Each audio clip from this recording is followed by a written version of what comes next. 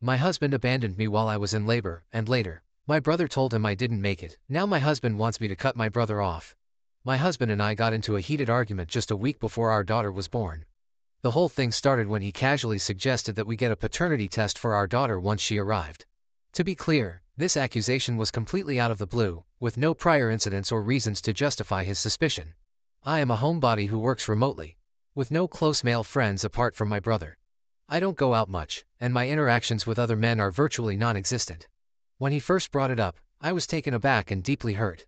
I couldn't believe that he would question my fidelity, especially so close to my due date. I told him that he was essentially accusing me of cheating on him, which was not only unfounded but also incredibly insulting. Instead of understanding my point of view or apologizing, he doubled down on his request, claiming that he just wanted to be sure. This became a recurring topic over the next 3 days. Every time he brought it up, the stress of the accusation started to weigh heavily on me. I felt physically ill from the constant tension. I tried to reason with him, explaining how his unfounded doubts were affecting me, but he wouldn't relent. It felt like he was tearing down the trust and love we had built over the years, brick by brick. On the third day, after another exhausting round of the same argument, I reached my breaking point. I was overwhelmed with frustration and sadness. The stress was so intense that I could feel it taking a toll on my body and my mental health. In a moment of clarity, I realized that I couldn't continue to stay in an environment that was so toxic and harmful, especially not so close to giving birth. I told him that I didn't want to talk to him anymore and packed a few essentials. I left our home and went to my brother's house, seeking solace and support. My brother welcomed me with open arms, offering the comfort and understanding that I desperately needed. During this time, I called my husband to try and work things out, hoping for some resolution, but he refused to engage in a constructive conversation. After all this, I decided to go back home the next day to grab some things while my husband was at work. The atmosphere at my brother's house was supportive, but I needed some personal items and baby essentials to prepare for the upcoming birth. As I walked through our home, the memories of our recent fight lingered, adding a heavy sense of sadness and frustration. While I was gathering my belongings, I suddenly felt a sharp, intense pain in my abdomen. The realization hit me. I was going into labor. Panic set in as the contractions grew stronger and more frequent. I needed to get to the hospital immediately. My first instinct was to call my husband, despite our unresolved issues. After all, he was the father of our child, and deserved to be there for the birth. I dialed his number, but there was no answer. I called again and again, a total of 16 times, with each attempt going straight to voicemail. My heart pounded with anxiety and fear. How could he not answer? Didn't he see the urgency in my repeated calls? Each ring that went unanswered only heightened my sense of isolation and dread. Desperate and in pain, I called my brother, explaining the situation between labored breaths. He assured me that he was on his way and tried to reach my husband as well. My brother called him another half a dozen times while driving to pick me up and then continued calling on the way to the hospital. But there was still no response. The silence from my husband was deafening, amplifying my fears and frustrations. As my contractions became more intense, I clung to the hope that my husband would somehow show up. The ride to the hospital felt interminable, each bump in the road sending waves of pain through my body. My brother, trying to remain calm for my sake, drove as quickly and safely as he could. His wife, a nurse, was on the phone, guiding us through the process and preparing to meet us at the hospital. Just when I thought things couldn't get worse, I felt an overwhelming urge to push. We were still miles from the hospital, and it became clear that I wouldn't make it in time. My brother pulled over, and his wife instructed him over the phone on what to do. In the cramped space of the back seat, I gave birth to my daughter. The pain was excruciating, and the situation was terrifying. I was bleeding heavily, and my brother's wife, who arrived just in time, helped deliver the baby and tried to manage the situation as best as she could. By the time we reached the hospital, I was in critical condition. I was rushed into surgery to stop the bleeding and had to undergo an emergency hysterectomy. Bonding with my daughter has been incredibly hard. Each time I look at her, I feel a mixture of overwhelming love and deep sadness. She is beautiful and innocent, a light in this dark period, but I can't shake the lingering pain and trauma from her birth. Holding her, I feel the pressure to be strong and joyful. Yet the memories of the emergency and the surgery keep pulling me back into a state of sorrow and exhaustion. My brother's wife has been an immense support during this time. Her medical knowledge and calm demeanor have been invaluable, but even she knows that this emotional healing will take time. The point is that while I was still groggy and recovering from surgery, 10 hours after I had first called, my husband finally responded. I was just beginning to come around, disoriented and in pain, trying to make sense of everything that had happened. The nurses were bustling around, checking on me and the baby, and I could barely keep my eyes open. My brother had been by my side the entire time, his face etched with worry and exhaustion. He had my phone, handling all the calls and updates to family and friends. When my husband finally called back, my brother's face contorted with a mix of relief and anger. He couldn't believe it had taken my husband so long to respond, especially given the urgency of the situation. As he answered the phone, I could see the anger and frustration boiling over. My husband's voice came through, asking why I hadn't answered his calls. The sheer audacity of his question, after hours of silence during the most critical moment of my life, was too much for my brother to bear. "This is Jake," he said, his voice shaking with controlled fury. "I'm at the hospital. She didn't make it." Without waiting for a response, he turned off the phone, his hands trembling. My husband rushed to the hospital, arriving just as I was starting to wake up. The look on his face was a mix of panic, guilt, and desperation. He stormed into my room, his voice rising in anger and confusion. "Why didn't you answer my calls? What's going on?" he shouted, his eyes wild. Before I could even process what was happening, the hospital security intervened, forcing him out of the room to prevent further distress to me. I was too weak and disoriented to fully grasp the situation, but the emotional turmoil was evident. The hospital staff explained that they needed my signature to allow him back in, but I was in and out of consciousness, barely able to focus on anything. My brother's actions, though harsh, were driven by the intense fear and helplessness he had felt during those long hours. He had watched me struggle through labor, bleeding and in pain, all while my husband was unreachable. To him, those 10 minutes of fear he inflicted on my husband were a fraction of what he had endured. My sister-in-law thinks it was horribly cruel of my brother to tell my husband that I didn't make it, but she also believes that my husband deserved a taste of the fear and helplessness we all felt. She understands the emotional roller coaster we went through and, while she wouldn't have done it herself, she doesn't completely condemn my brother's reaction. My brother, on the other hand, stands firmly by his prank. He justifies it by saying that he only gave my husband 10 minutes of the same fear he had felt at my side for over 10 hours. He had witnessed firsthand the agony and danger I was in while my husband was unreachable. Whenever he sees my husband now, he doesn't hesitate to remind him that I nearly died because we waited for him. He's relentless in driving home the point, hoping it will instill some sense of the gravity of the situation. Before all this, my brother was mostly indifferent to my husband. They were cordial but not particularly close. Now, the animosity is palpable. My brother absolutely hates him, and you can see it in his face whenever my husband enters the room. The once neutral expressions are now replaced with a deep, seething resentment. Since the birth, my brother has been visiting a lot. He doesn't trust my husband to care for me properly, while I'm still healing. He makes sure that I have everything I need and helps with the baby, ensuring that I am supported during this vulnerable time. His protective nature has intensified, and he seems determined to be there for me in every way possible. My husband, on the other hand, is furious. He's outraged that my brother won't apologize for the prank and that I won't make him. He believes that I should force my brother to apologize, viewing it as a matter of principle. When I told him that the only reason my brother had my phone was because he wasn't there, he exploded in anger. He yelled at me, his frustration and guilt manifesting as rage. I'm trying to be empathetic, to understand that my husband feels guilty about everything that happened. I know he's struggling with his own emotions, but his reactions make it difficult to bridge the gap between us. I've spoken to my therapist, who has suggested that the apathy I'm feeling is likely general and not solely focused on him. She thinks it's lingering shock from the trauma, a natural response to such a harrowing experience.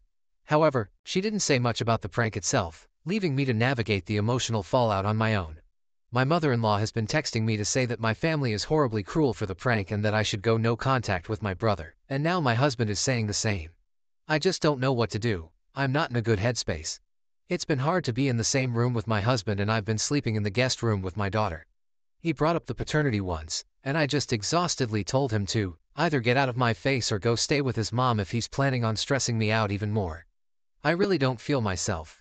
And yes, I am taking the likelihood of PPD seriously and my therapist who has suggested that it may be PTSD too.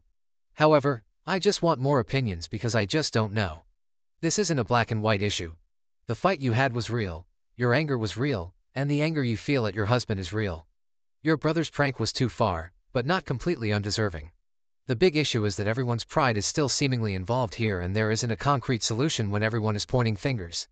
I suggest waiting 2 months to see if either one party humbles themselves or to let it peak, but if they keep conflict going, let everyone know they're cut off. It's not fair to you to have to choose one or another party when it was you in labor and your life on the line. If it came to a choice at this moment, I feel like I'd choose my brother. He has never let me down and is the kind of older brother every sister wants. He rushed to my side when I needed help the most, driving me to the hospital and staying with me through the terrifying ordeal of childbirth. He took charge when my husband was unreachable. I feel guilty for feeling this way, torn between my loyalty to my husband and my gratitude towards my brother. Despite hating my husband right now, my brother has put his feelings aside to help me. He hasn't mentioned the prank or the incident, not wanting to add to my stress. He's even ignored my husband's anger, staying calm to avoid arguments that would stress me more. His actions come from love and concern for me, without expecting anything in return. Even so, I still feel like I'm not seeing this clearly enough. My husband is my partner and the father of our child. We've built a life together, and my anger about everything is wrapped in trauma. The betrayal I felt when he suggested the paternity test, his absence during the birth, and his behavior afterward have all left deep emotional scars. My therapist mentioned that my apathy and numbness are likely from the trauma I experienced, not necessarily my true feelings towards my husband. The love and history I share with my husband make this decision very difficult. I'm trying to balance my anger and disappointment with the understanding that he might be feeling guilty and overwhelmed too. But every time I remember those critical moments when I needed him the most and he wasn't there, I feel betrayed, and it clouds my judgment. My brother, on the other hand, has been consistently supportive. He's helped me through this challenging time, showing me what true support looks like. The contrast between his actions and my husband's is stark, and it's hard not to let that influence my feelings. Update. I don't believe this is something we can recover from. I can't imagine being able to heal alongside him, especially since he must have known it was me calling and still hasn't explained why he ignored my calls. I initially thought I would take my time to decide, but I realize now that I don't want to forget the agony of waiting for him, convinced he wouldn't abandon me regardless of his anger. I took the time to think back to that moment before everything went downhill. The memory is vivid and painful. I remember the contractions hitting hard and fast, each one more intense than the last. I was on my knees, trying to breathe through the pain, clutching my phone as if it were a lifeline. The fear and betrayal I felt were overwhelming. With each ring that went unanswered, my sense of isolation grew. I kept hoping, praying that he would pick up, that he would be there for me in this critical moment. But each time the call went to voicemail, the reality set in deeper. He wasn't coming. I felt grossly betrayed and utterly alone. This wasn't just about a missed call. It was about trust and support at the most vulnerable moment of my life. I needed him, not just as my husband, but as my partner, the father of our child. The person I thought I could rely on unconditionally was nowhere to be found when I needed him the most. The fear I felt wasn't just for myself, but for our unborn daughter as well. I was scared for her safety, scared of what might happen if I didn't get help in time. I've replayed that moment in my mind countless times, and each time, the feelings of betrayal and loneliness wash over me anew. I just don't think there's any coming back from that. It's not something that can be easily forgiven or forgotten. It's a breach of trust so deep that it shakes the very foundation of our relationship. I also think about my daughter and the kind of example I want to set for her. I wouldn't want her to think it's okay to stay with a man who destroyed her trust that way. She deserves to see what a healthy, supportive relationship looks like. Staying in a relationship where trust has been shattered would send the wrong message. I want her to grow up knowing her worth and the importance of being with someone who truly values and respects her. I plan to contact an attorney and meet with them in the coming weeks. Thankfully, we have a prenup, so I hope the process won't be too difficult. This situation became even clearer when a friend asked if I would still trust him to sign off on my medical papers. My immediate reaction was a strong no. I wouldn't trust him at all. I want to remove him from that responsibility as soon as possible. Honestly, I'd trust my old college roommates more than him. I would never have ignored so many of his calls unless I had specifically told him I was unavailable, and even then, I would have been more responsive. I feel good with my brother and sister-in-law here with me. Their presence has been a huge comfort, especially with my sister-in-law being a nurse. She was there through the birth, and her medical knowledge and calm demeanor have been invaluable during my recovery. Knowing she's just a room away if I need anything gives me a sense of security I desperately need right now. Having them here has really helped us bond in a way we never really had time to before. My sister-in-law and I have always gotten along, but this experience has brought us closer. We've spent countless hours talking, not just about the baby, but about life, our hopes, and our fears.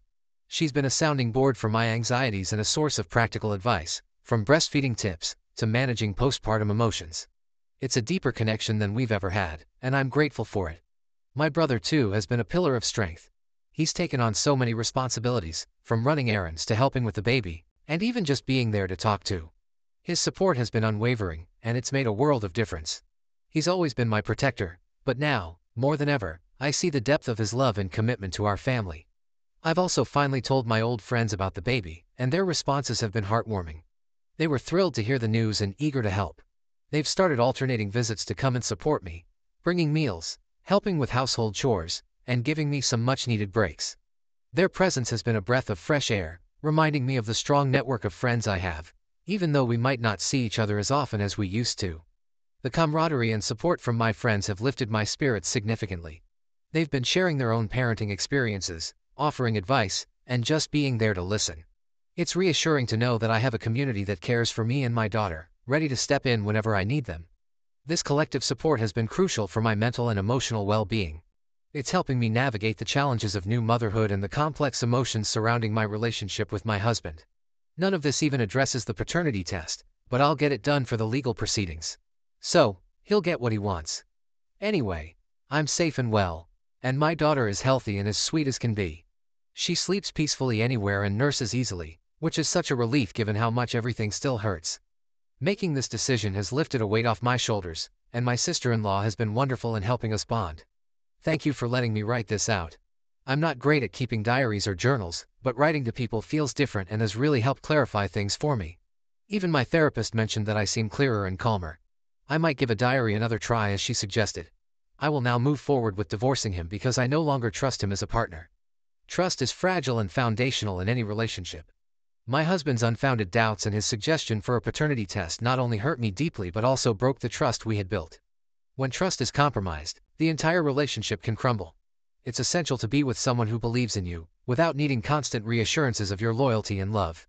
Enduring such a traumatic event taught me the value of emotional resilience. Despite the fear, pain, and betrayal, I had to find the strength to move forward for the sake of my daughter and myself. Life can throw unimaginable challenges your way, but you must find the inner strength to persevere and overcome them. Thank you for watching. If you haven't subscribed yet, please do so and hit the notification bell to stay updated with more shocking real-life stories happening around you.